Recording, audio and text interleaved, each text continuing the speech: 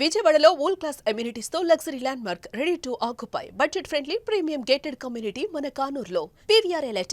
అమరావతి నిర్మాణానికి special purpose vehicle ద్వారా జోష్ తీసుకురావాలని చెప్పని ఏపీ ప్రభుత్వం భావిస్తుంది. అసలు ఈ స్పెషల్ పర్పస్ వెహికల్ ఏంటి, ఇందులో ఏమేమి కవర్ కాబోతున్నాయి అనే విషయాలు గతంలో కూడా మనం డిస్కస్ చేస్తాం. Amaravati outer ring road, iconic bridge, అలానే అనేక ఐకానిక్ స్ట్రక్చర్స్, ఒకవైపు స్పోర్ట్స్ సిటీ అని, గ్రీన్ ఇండస్ట్రీ కారిడార్ అనేటువంటిది, అలానే ఎయిర్పోర్ట్, అమరావతి అంతర్జాతీయ ఎయిర్పోర్ట్తో సహా అనేక అంశాలను ఇందులో మేళవించింది. అందుకనే ల్యాండ్ ఎక్విజిషన్ కోసం ఒక పాలసీని అమలు చేసేటువంటి నిర్ణయం రాష్ట్ర క్యాబినెట్ తీసుకుంది. అందులో భాగంగానే అమరావతిలో ఇప్పటికే ల్యాండ్ పూలింగ్లో ఇవ్వాల్సినటువంటి భూములు దాదాపు 3,500 ఎకరాల వరకు ఇంకా పెండింగ్లో ఉన్నటువంటి పరిస్థితి ఉంది. వివిధ తరహాల్లో కేసులు నడుస్తున్నటువంటి భూములు కూడా ఒక 340 ఎకరాల వరకు ఉంటుంది. వీటన్నిటిపైన ఆంధ్రప్రదేశ్ క్యాబినెట్ ఒక కీలకమైనటువంటి నిర్ణయం తీసుకుంది. ఆ సారాంశాన్ని ఒకసారి ఇప్పుడు చూసేటువంటి ప్రయత్నం చేద్దాం. అమరావతికి సంబంధించి ఒక స్పెషల్ దీని కింద అమరావతి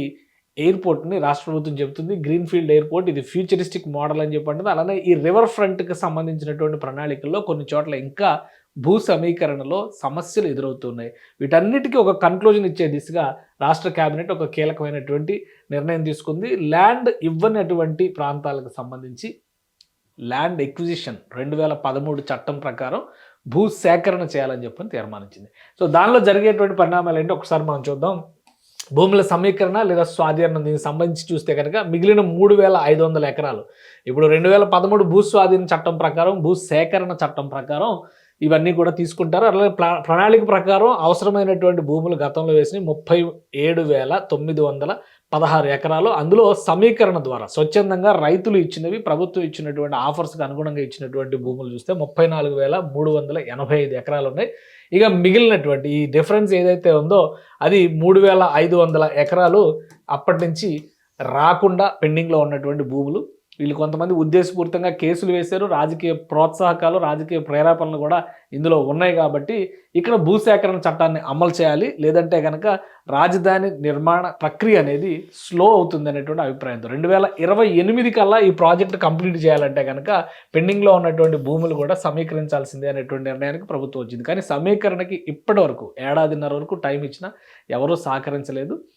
అందుకనే సేకరణ దిశగా అడుగులు వేయాలని రాష్ట్ర ప్రభుత్వం నిర్ణయం తీసుకుంది. ఇక ఈ సమీకరణ పురోగతిని వేగవంతం చేయడం, ఇందులో ఇంకొక ముఖ్యమైనటువంటి అంశం ఏంటంటే భూసేకరణ చట్టం ద్వారా మళ్ళీ సేకరించబోతున్నటువంటి భూములు అమరావతి ఔటర్ రింగ్ రోడ్డు ప్రాజెక్టుకి సంబంధించి దాదాపు 25,000 కోట్ల రూపాయలు వ్యయమవుతుందని అంచనా వేశారు. సుమారుగా 189 కిలోమీటర్లు, అంటే దాదాపు 190 కిలోమీటర్లు, 10 లేన్ల రహదారి +2 సర్వీస్ రోడ్లకి సంబంధించి కావచ్చు, ఫీచర్ అవసరాలకు సంబంధించి కావచ్చు.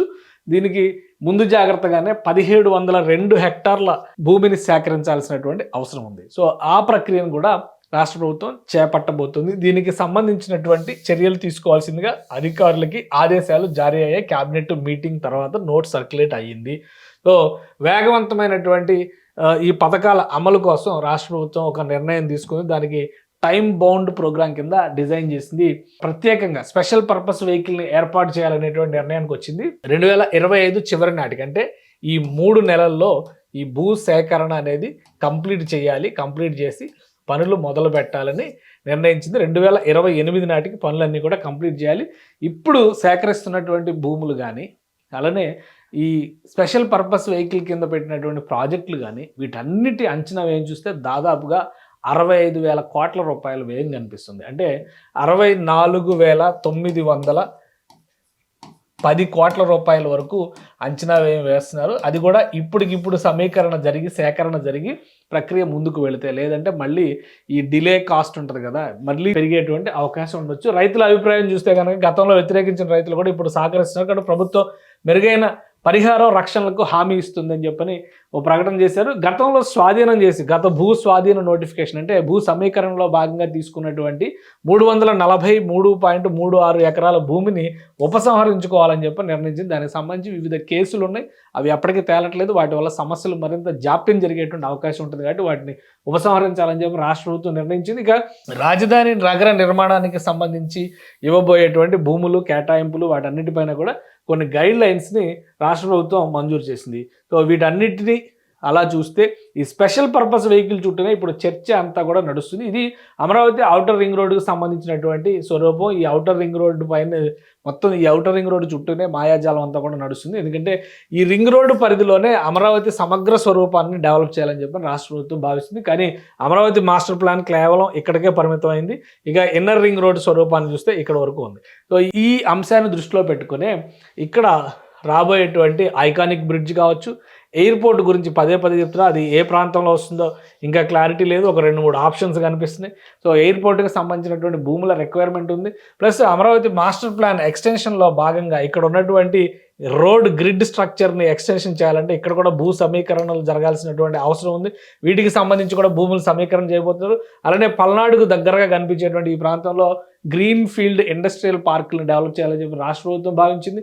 ఇటువైపు స్పోర్ట్స్ సిటీని డెవలప్ చేయాలని చెప్పి రాష్ట్ర ప్రభుత్వం భావించింది.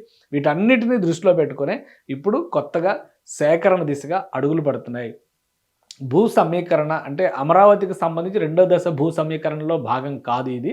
ఎవరైతే అమరావతికి సంబంధించి భూములు ఇవ్వకుండా ఇప్పటి వరకు ఇంకా పెండింగ్లో ఉన్నారో వాటి వల్ల మిగతా పనులపైన కూడా దాని ఎఫెక్ట్ పడుతుంది. కాబట్టి ఈ సేకరణ దిశగా రాష్ట్ర ప్రభుత్వం అడుగులు వేస్తుంది. 3 నెలల్లో ఈ ప్రక్రియను పూర్తి చేసి 2026, 27, 28 నాటికి నిర్మాణాలన్నీ పూర్తి కావాలనేటువంటి సంకల్పంతో రాష్ట్ర ప్రభుత్వం ఉంది. స్పెషల్ పర్పస్ వెహికల్ పెట్టారు కాబట్టి ఐకానిక్ ప్రాజెక్టులుగా అమరావతిలో చెబుతున్నటువంటివన్నీ కూడా మరింత వేగంగా ముందుకు వెళ్తాయనేటువంటి సంకేతాలని రాష్ట్ర ప్రభుత్వం ఇస్తోంది.